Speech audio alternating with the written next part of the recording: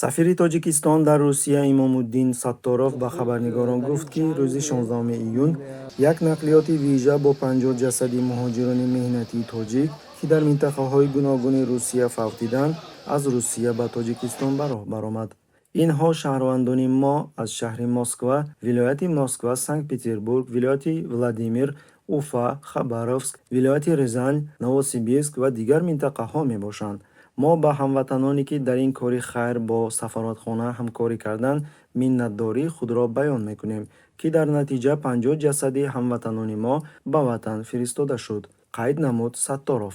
Инчунин хабарнигорон дар сафоратхона муайян карданд, ки тамоми хароҷоти интиқоли ҷасадҳоро як тоҷири тоҷик, ки тасмим гирифтааст номаш ифшо нагардад, пардохт кардааст.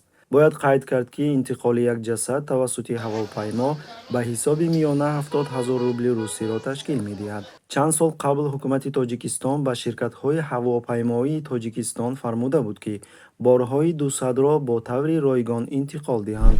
аммо айни замон бахши тоҷикии сомонаҳои иҷтимоӣ бо дархостҳо оиди расонидани кӯмаки моддӣ барои интиқоли ҷасади муҳоҷири дигари тоҷик пур шудааст.